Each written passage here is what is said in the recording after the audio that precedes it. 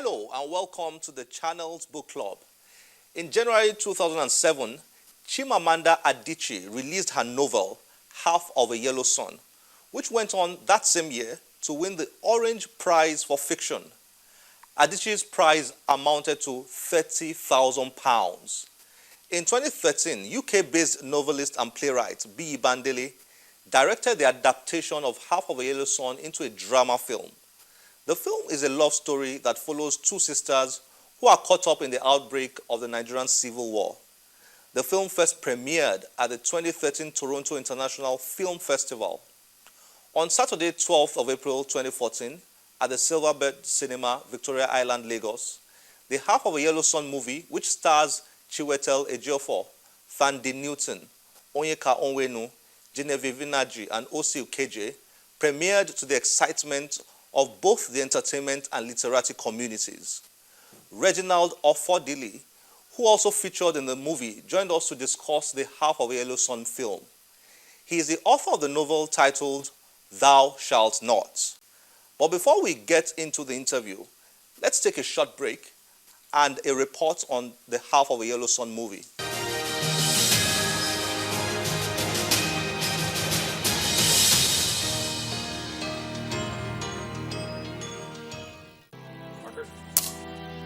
After a successful outing on the Oscar Award-winning 12 Years a Slave, Academy Awards-nominated actor Chiwetel Ejiofor brings his artistic prowess to Nigeria, a place he partly calls home.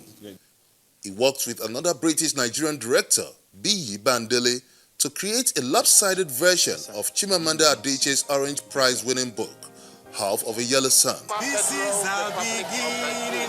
I've known B. Bandele for a long time, and we talked, a lot about making a film in Nigeria, and wanting to do that, wanting to pool all our resources and make a film here, and so it was a great kind of confluence of events, really, that B started to adapt Chimamanda's book, and we spoke about that, and we were able to make the film here. The story adopts the Nigerian Civil War as a backdrop to tell a tale of love. The troubled period adds a personal touch for the BAFTA Award winner, whose grandfather experienced it firsthand. Well, I had a personal connection to all of the things that happened during the Biafran War.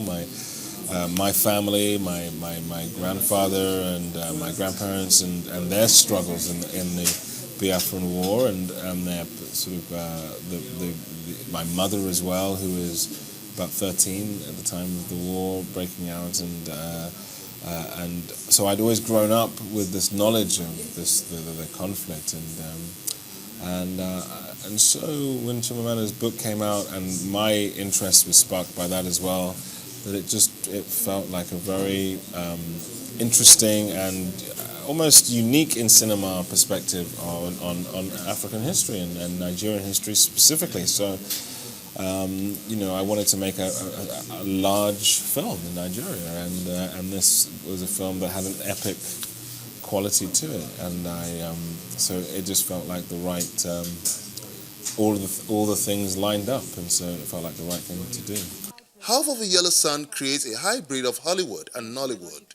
These, Chiwetel believes, can catalyze the growth of the Nigerian industry. I like to think of this film as a way as a Nollywood movie, and that my desire is to continue to expand and to internationalize the process of making films in Nigeria, specifically, in Africa generally. I think there's so many great stories here, and I think it's these extraordinary Nigeria, obviously for personal reasons, is a place that I love, but also so many countries in Africa that I think are have extraordinary histories, extraordinary stories that I think would be wonderful to represent in the West more. As the critically acclaimed actor enlisted to help tell a Nigerian story, which he said is very close to his heart, many Nollywood followers expect this to change the Nollywood narrative, especially with the industry now valued at an impressive 900 billion naira. Our relationship is the most important thing to me. We have to make the right decision.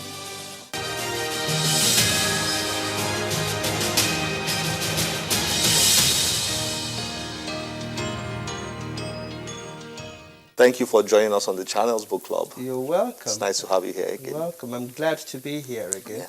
Yeah. Yeah. Last weekend was the premiere of Half of a Yellow Sun. Indeed. The African premiere. The African premiere. Indeed. I think the first one was in Canada. It was done in Canada, in Trinidad and Tobago, in London. There may have been other locations I don't know of, but yes, we had the African premiere here. How is the Half of a Yellow Sun movie going to go down in history when we begin to talk about literature and books, particularly considering when they are converted or adapted into movies? As significant, as important, and as influential, because people are not only going to be entertained by it, people are going to be informed, educated. Some will be angered by it, by the sufferings, the heartaches, the wrecked lives, disasters which could have been avoided. It is influential, and it went on a journey which many qualitative books don't go, from the print to the screen. It hasn't happened with many books. I understand that in the First Republic, there were plans to do a film of Cyprian Ekwensi's famous Jaguar Nana, and the plans were vetoed because the government felt the book was about a woman of pleasure, a middle-aged woman of pleasure, and it was immoral. It would send the wrong signals about the young nation to the world. Anyway, that's a digression, but Half of a Yellow Sun has gone further than many other books, being made into a film, and yes, it will impact on the present and future. Chimamanda Adichie looks like she's not going to stop. No, she shouldn't. What do you think about Adichie? As a writer, this is apparently a tremendous achievement for her. You've taken the adjective from me. Tremendous. The canvas is large. If you likened her to a portrait painter, she paints on a large canvas. It's profound. No one could accuse her of being facile or flimsy. She is substantial as a writer, and of course Americana has come out, and I expect more. I expect more. Even the stars are not high enough. And B. Bandeli as the director. Yes. It seems like we've not had much about him until now, even though, I mean, he's been around in the UK for quite a number of years. He's been around. What are your thoughts about him and what he's done with this movie? He's been brave, he's been motivated, and it wasn't an easy project to get off the ground. So he has determination and tenacity, and it's quite a worthy piece of work, qualitative. I'm surprised it's not well known here, because I think he's done book tours. He's been involved with the British Council. I think his works have been promoted or sold here, his novels anyway. I don't know, but... Okay, let's talk about Half of a Yellow Sun a bit more. The book. Yes. What do you think about the book, Half of a Yellow Sun? I think of it as a banquet of a book.